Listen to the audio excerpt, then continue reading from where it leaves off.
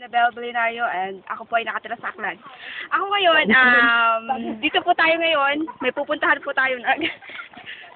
Shut up! Pupuntahan po natin ngayon ang sinasabi nilang grotto na nakakamangha. So guys, let's explore, huwag kayong kukurap.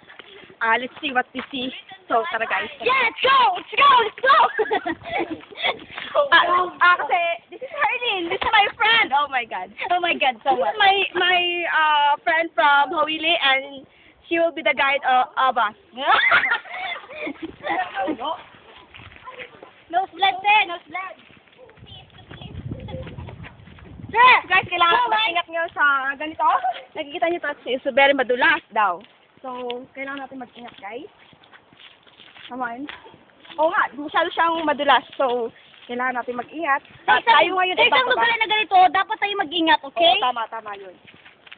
So, kailangan talaga natin. Wala kasi tayong first Dapat aid. tayo magkaroon ng isang disiplina sa sarili para hindi natin maiwasan ang lahat na anumang anintala sa ating kalooban.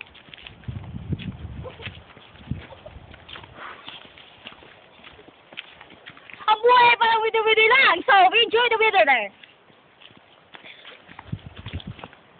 Napakahirap talagang maglakad ganito. So, thanks God at naunayan tayo ng panahon na hindi umuulan. So, mahirap kasi pag umuulan, guys.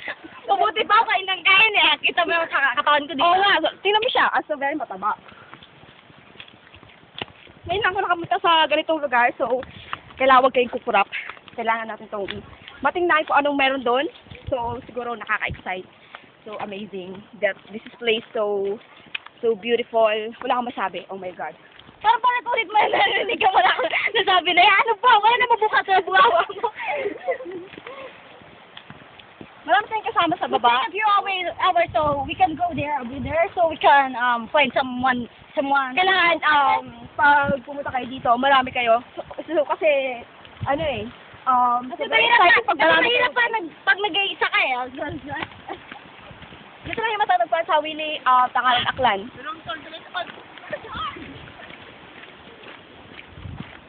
Ito, nakita mo pa po yung mga magagandang isla na yan?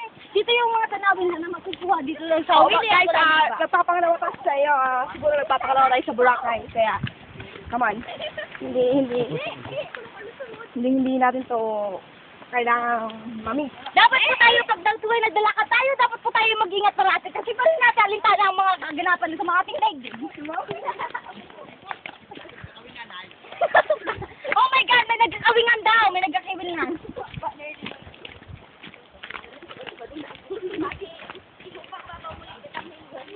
So far, man. So guys, kailangan natin mag-ingat because ito yung mga ganitong bato, masyado siyang matulis. Hindi natin alam kung tayo madadapa at masusugatan. So guys, mag-ingat tayo. Kailangan very careful. Kasi kung hindi ka sanay sa mga adventure na ganito, siguro hindi mo ito kakayanin. Kasi masyadong mataas yung bababaan natin ngayon. So guys, nako. Ano ba? Ito yung una-unahan kong kaganapan na na sama ka na dito kasi Talaga? dati nakikita lang po kita doon sa may newspaper. Oh yeah, doon nga. Lagi tayong ikaw ba yung napulot ng basura? Hindi Ako naman nagbibigay ng mga newspaper, Star. This is my t-shirt of the So store. gusto ko po ikaw na magsalamat ang personal. Okay. Napunta ka. At ano pa salamat sa pag-guide dito sa Dapat ako kasi alam mo po, sumasaya ko, sumasaya. Ito si Diding! Kausapin na si Diding! Diding! Punta ka dito, Diding! Bakit? Punta ka dito! May tatanong po sa'yo, sandali lang kaganapan. Kailangan Dito po ang matarik na daan. Baka Dito may po ang... snake or something dangerous. Dapat po tayo mag-ingat animal. dito kasi ito yung pinakamatarik na daan sa buong mundo. Dito na tayo, guys! Oh my God, Malapit na po guys. tayo dito. Malapit na daw tayo, so okay, kukurap. Ano makikita natin? Tara, wait.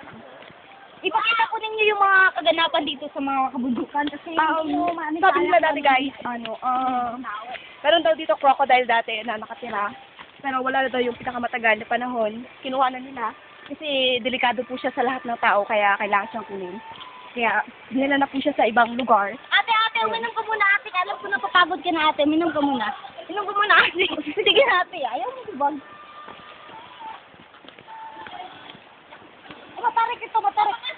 itong klase ng leaves, kailangan natin mag-ingat kasi ito ay nakakasugat ang kanyang gilid nito. So, kailangan natin mag-ingat pag nadaanan natin ganito. Kasi magagasgasan po tayo. Magagasgasan po tayo.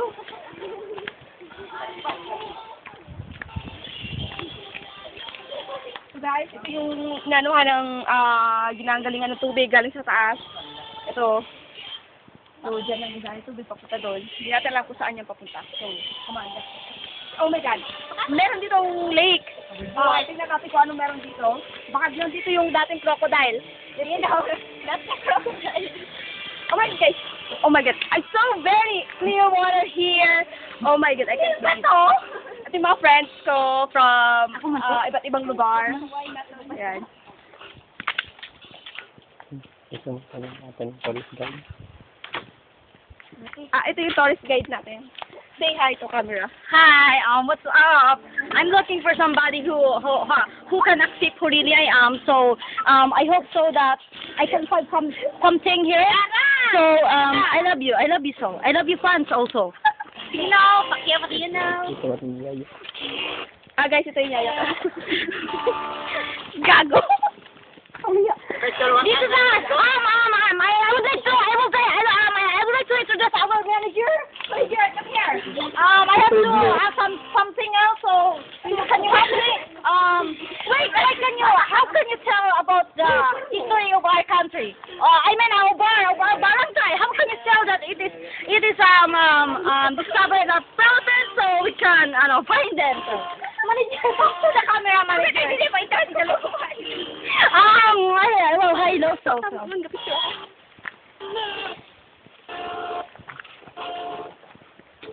Okay, so, abangan po natin ang mamaya ang part 2. Dito po tayo nagtatapos sa Star News paper.